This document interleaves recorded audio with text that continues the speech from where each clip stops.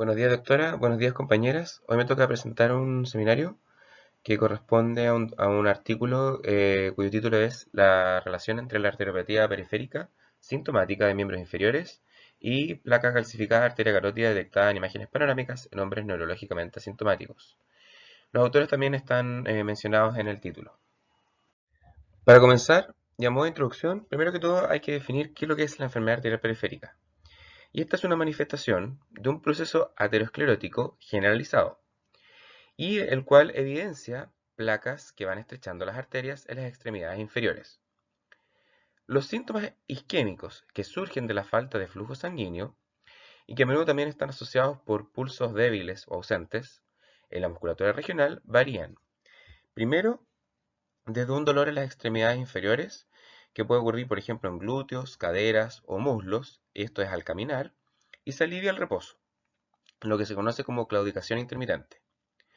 Para redondear un poco este concepto de claudicación intermitente, esto corresponde entonces al dolor por un calambre en la pierna que aparece al caminar y se alivia en el reposo. Y la causa es un flujo sanguíneo insuficiente hacia los músculos de la pierna por aterosclerosis, que en el fondo son depósitos de grasa que restringen el flujo sanguíneo a través de las arterias. Otro síntoma isquémico importante es el dolor en el reposo, que también puede ocurrir, y que, por ejemplo, ocurre generalmente en la planta de los pies cuando estos se encuentran elevados, como cuando uno, por ejemplo, está ubicado en la cama y tiene el pie, digamos, en una posición levemente más elevada. Y en tercer lugar también tenemos como síntoma las úlceras gangrenosas que, digamos, afectan a las extremidades y que no cicatrizan. Los factores de riesgo más comunes asociados con enfermedad arterial periférica incluyen fumar, diabetes mellitus, hipertensión, hiperlipidemia y en general personas que presentan una edad mayor a 70 años. Es importante destacar que en personas sanas la presión arterial en el tobillo es levemente más alta que en el brazo debido a una mayor resistencia periférica, digamos, en esta zona, en el tobillo. Sin embargo, en personas con vasos sanguíneos, digamos, en las piernas que se encuentren parcialmente ocluidos, como en el caso de las personas que presentan enfermedad arterial periférica, las lecturas de presión arterial en el tobillo serán más bajas que en el brazo. Y esto es importante porque la relación, digamos, de la presión arterial entre el tobillo y el brazo va a tener un factor muy importante dentro del diagnóstico de esta enfermedad. Como mencionaba previamente, el diagnóstico de enfermedad arterial periférica se facilita mediante el índice de presión sistólica tobillo-brazo, y esto se realiza en reposo. Esto está escrito entonces como el cociente de la presión arterial sistólica en el tobillo dividido por la presión arterial sistólica medida en los vasos braquiales del brazo.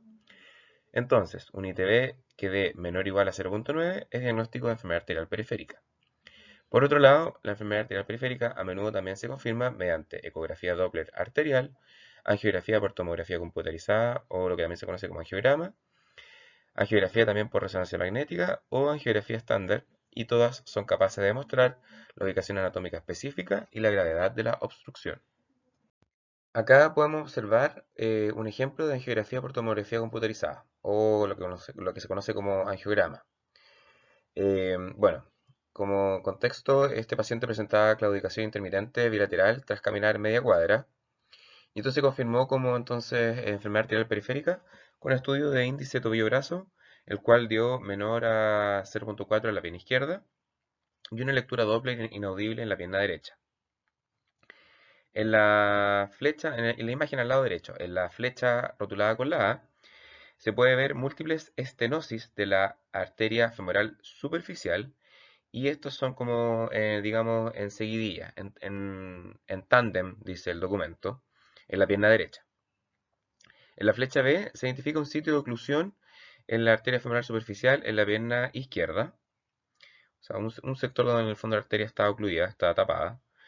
Y en la flecha C se indica una enfermedad aterosclerótica grave que corresponde a la arteria tibial y que conduce a la oclusión completa de los tres vasos tibiales por la mitad de la pantorrilla en la pierna derecha.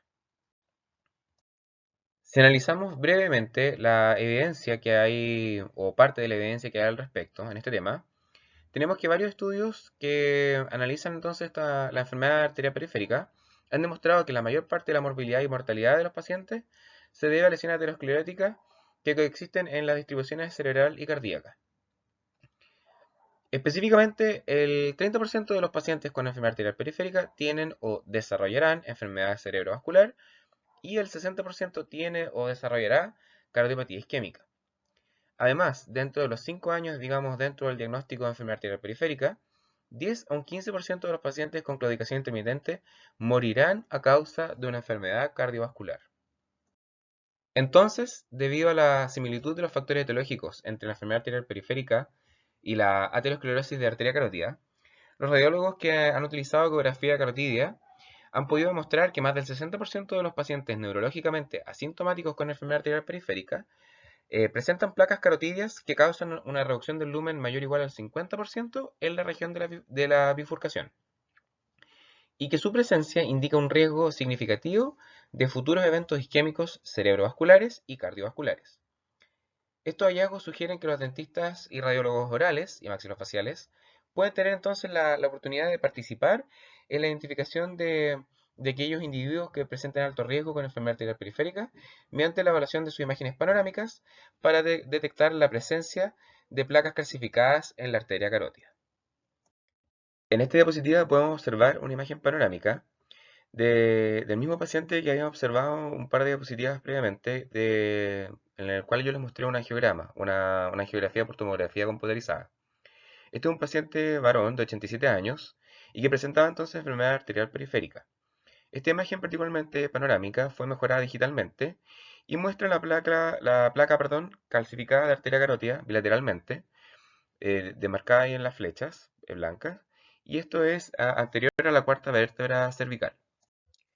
Estudios previos han demostrado de manera convincente que las lesiones carotídeas obtenidas en imágenes panorámicas son factores de riesgo importantes para los eventos isquémicos cerebrovasculares e indicadores de riesgo para un futuro infarto miocardio. Debido a la ausencia de información convincente para nuestra profesión, y que además tenemos que, por ejemplo, la enfermedad cerebrovascular es la segunda causa principal de muerte en Corea y la quinta causa de muerte en Estados Unidos, se buscó entonces determinar la prevalencia de placa calcificada arteria carótida entre una cohorte de veteranos militares estadounidenses de avanzada, neurológicamente asintomáticos, con diagnóstico de enfermedad arterial periférica.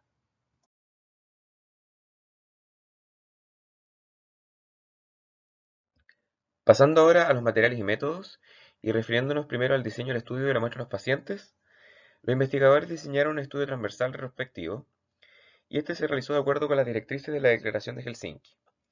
Se eliminó la necesidad de consentimiento informado de cada, digamos, paciente debido a la naturaleza retrospectiva del proyecto. Se evaluaron los registros médicos electrónicos digamos, del centro médico donde se realizó el estudio de todos los pacientes masculinos mayores de 50 años y que fueron tratados entre el 1 de enero del 2000 y el 30 de junio del 2018. Se seleccionaron además para una revisión adicional todos aquellos registros en los que el paciente presentaba una queja de dolor y este era inducido por ejercicio o en descanso en sus miembros inferiores. Para ser incluido como sujeto del estudio, vale decir aquellos que presentaban enfermedad arterial periférica, el paciente tenía que ser, primero que todo, tenía que tener un índice de tobillo-brazo menor o igual a 0.9 en la extremidad inferior izquierda o derecha. Segundo, un estudio ecográfico Doppler confirmatorio de las extremidades inferiores.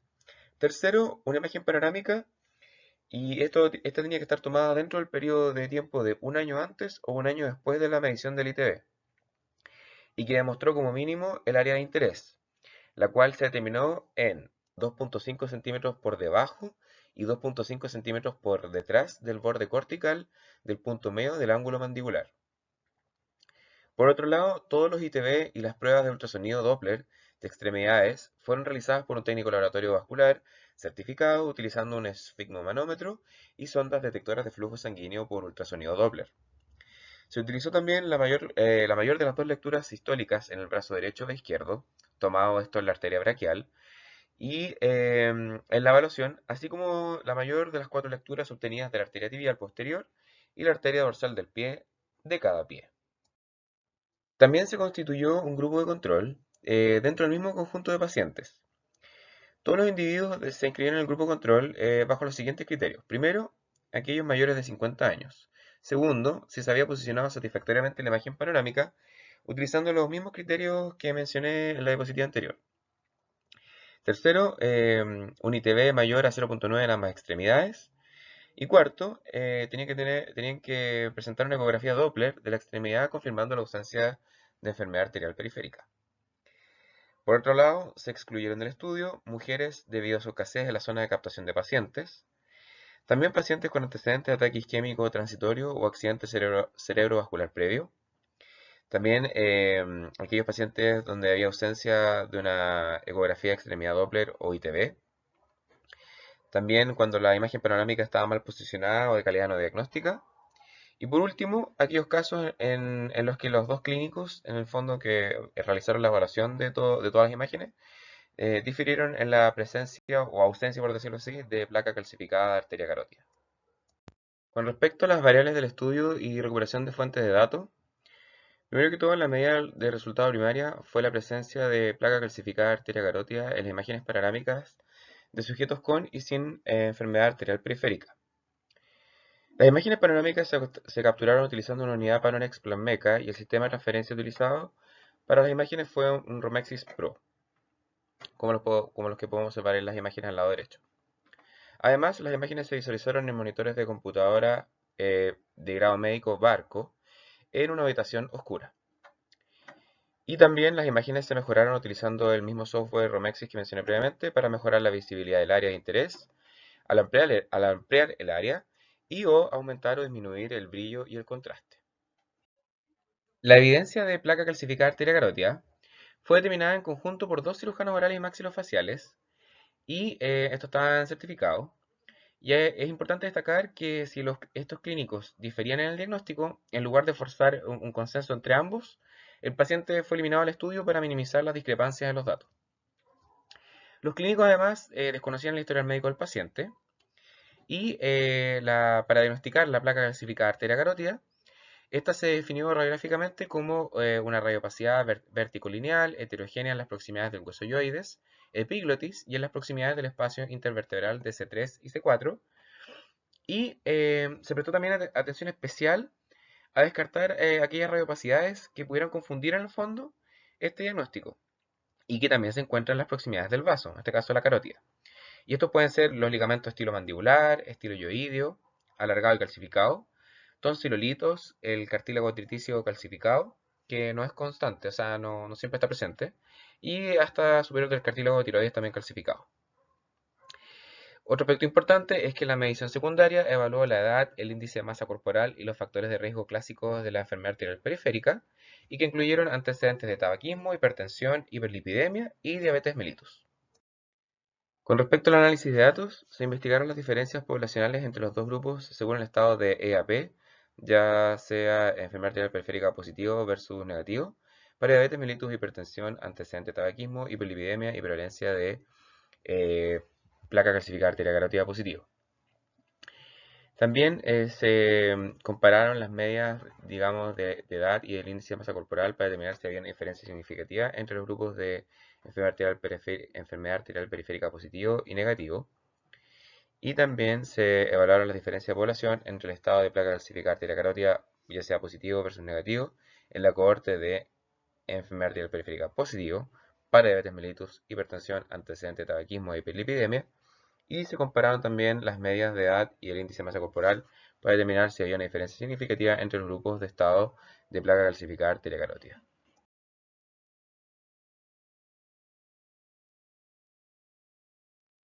Pasando ahora a los resultados y hablando primero sobre las características generales de la población, tenemos que la muestra final que se obtuvo fue de 284 pacientes masculinos, cuya edad media fue 72,68 y más o menos 9,09 años. Y el grupo de estudio estaba formado por 116 pacientes positivos para enfermedad arterial periférica y el grupo de control estaba formado por 118 pacientes negativos para enfermedad arterial periférica.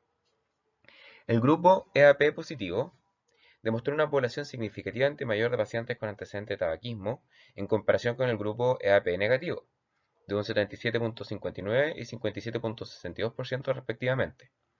Y es importante destacar que ningún otro factor de riesgo heterogénico fue significativamente diferente entre ambos grupos, el EAP positivo versus el negativo. La tasa de prevalencia de placa calcificada arteria carótida entre el grupo de estudio EAP positivo fue significativamente mayor que la tasa de prevalencia de placa calcificada arteria carótida entre el grupo de control. Y esto fue de un 57,76 y de un 36,44% respectivamente. Los pacientes con enfermedad arterial periférica, o EAP positivo, mostraron también probabilidades significativamente mayores de tener placa calcificada arteria carótida que aquellos sin enfermedad arterial periférica. Y entre los participantes del grupo EAP positivo, no hubo diferencias estadísticamente significativas de los factores de riesgo heterogénicos entre los pacientes con placa calcificada de arteria carótida y aquellos que no presentaban la placa calcificada.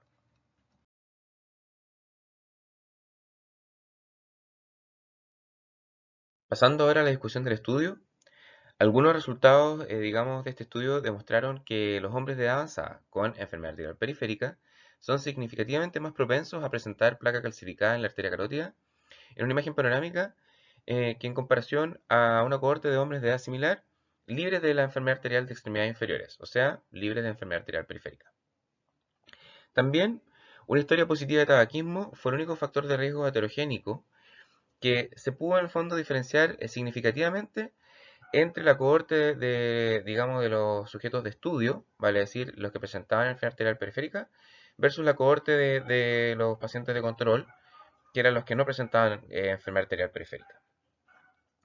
Y esto se debe a que fumar cigarrillos causa daño endotelial, proliferación del músculo liso arterial, inflamación y aumento del tono simpático. Todos los sujetos de este estudio fueron inicialmente identificados con enfermedad arterial periférica debido a un historial positivo de dolor en las extremidades inferiores, y esto era inducido por el ejercicio o incluso en reposo. Y también porque presentaban un índice tobillo-brazo menor o igual a 0,9 y una ecografía Doppler de las extremidades inferiores confirmatoria.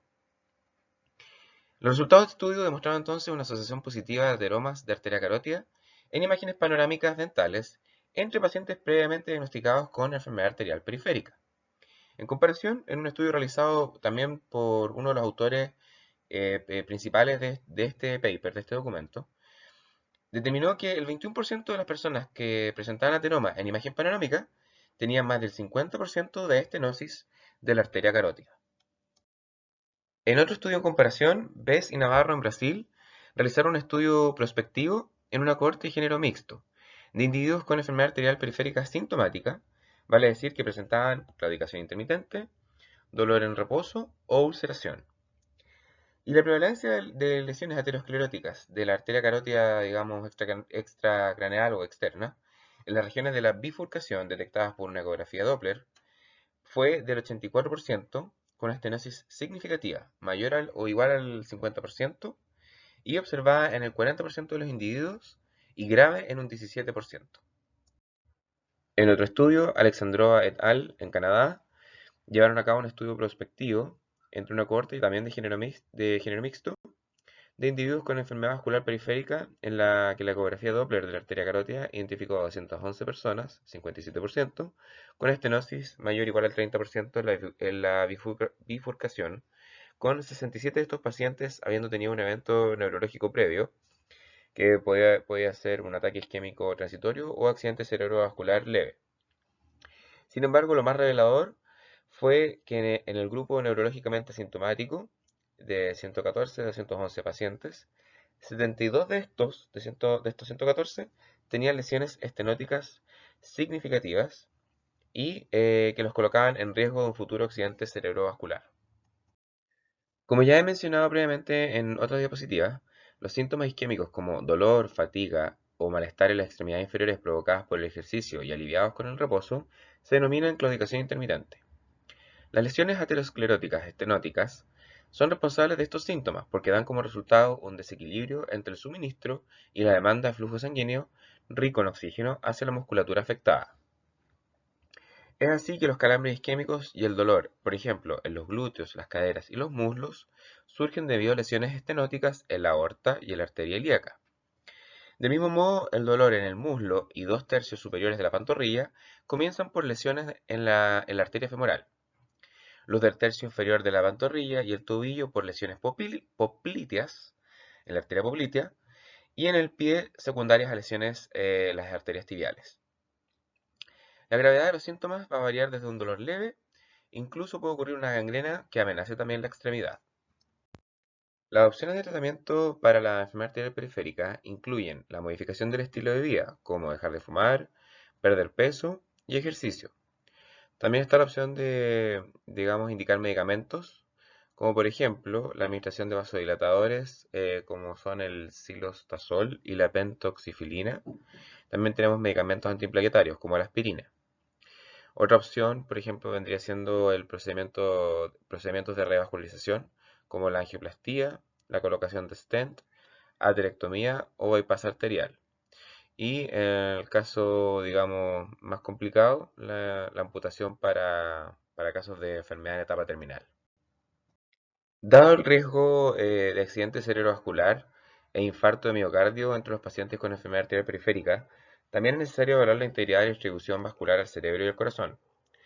El tratamiento de los factores de riesgo ateroscleróticos que afectan los vasos carotídeos y coronarios incluye metformina e insulina para controlar la diabetes, inhibidores de la enzima convertidora de angiotensina para controlar la hipertensión y estatinas para controlar la dislipidemia.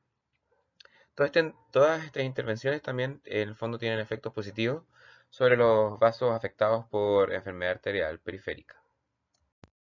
La determinación de un índice tobillo-brazo en todos los pacientes que presentan dolor en las extremidades inferiores es fundamental. Y esto se demostró, digamos, en todos los miembros del grupo de control de este estudio, que de hecho tuvieron una prueba negativa, un ITB mayor a 0,9 para enfermedad arterial periférica. Y esto es importante porque no es, digamos, infrecuente que las personas de edad avanzada presenten dolor en las extremidades inferiores al hacer un esfuerzo y que no se debe necesariamente a un problema vascular, sino, por ejemplo, a una radiculopatía lumbosacra, que se puede manifestar como una enfermedad degenerativa de las articulaciones, una hernia de disco o estenosis espinal, así como también puede ser una artritis de cadera o rodilla. El presente estudio tuvo limitaciones y fortalezas. Las principales limitaciones fueron que los datos eran de un solo centro y el diseño transversal retrospectivo impidió probar una relación causal entre enfermedad arterial periférica y placa calcificada arteria carótida. En segundo lugar, la población de la muestra en este estudio puede no ser representativa de la población en general porque, bueno, este estudio presentaba una población de veteranos militares estadounidenses y estos en general muestran tasas más altas de enfermedad cardiovascular debido a un comportamiento aberrante asociado con trastornos psiquiátricos y por abuso de sustancias. Por último, debido a la naturaleza retrospectiva del estudio, los clínicos no pudieron emplear una ecografía Doppler para confirmar la placa calcificada arteria carótida observada en las imágenes panorámicas, lo que puede haber producido algún sesgo. Sin embargo, estos sesgos se minimizaron debido a que los clínicos desconocían el historial clínico de los pacientes. Con respecto a las fortalezas, según lo que plantea este documento, este es el primer estudio publicado en la literatura odontológica que determinó la prevalencia de la placa calcificada arteria carótida en las imágenes panorámicas de hombres mayores con enfermedad arterial periférica, demostrando así la responsabilidad y compromiso por parte de la profesión con este grupo vulnerable de individuos.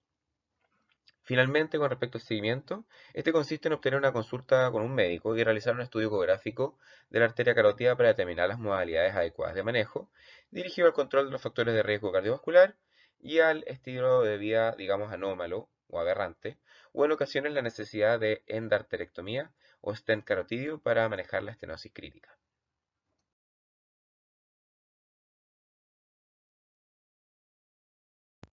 Para ir finalizando, y en conclusión, se encontró en este estudio que los hombres mayores neurológicamente asintomáticos con enfermedad arterial periférica tenían significativamente más probabilidades de mostrar ateromas calcificados en la arteria carótida en su imagen panorámica que una población de hombres veteranos de edad similar sin arteriopatía de las extremidades inferiores. Además, se concluye que los dentistas deben familiarizarse con la enfermedad arterial periférica debido a que este trastorno vascular aflige a un número cada vez mayor de personas a medida que las sociedades envejecen y la prevalencia de la obesidad y la diabetes en relación también a esto aumenta. Cuando los hallazgos clínicos indican la necesidad de procedimientos de diagnóstico por imágenes dentales, uno puede utilizar este procedimiento también para colaborar con los médicos de atención primaria en el diagnóstico de enfermedades vasculares. Y también en relación a esto, si diagnosticamos entonces una placa vascular y derivamos adecuadamente al paciente, aumentamos la probabilidad de disminuir el riesgo cardiovascular de estos mismos. Sin embargo, se debe enfatizar que las imágenes panorámicas solo deben tomarse cuando estén indicadas desde el punto de vista dental y no deben tomarse para evaluar a los pacientes con enfermedad arterial periférica para detectar la presencia de placa calcificada de arteria carótida.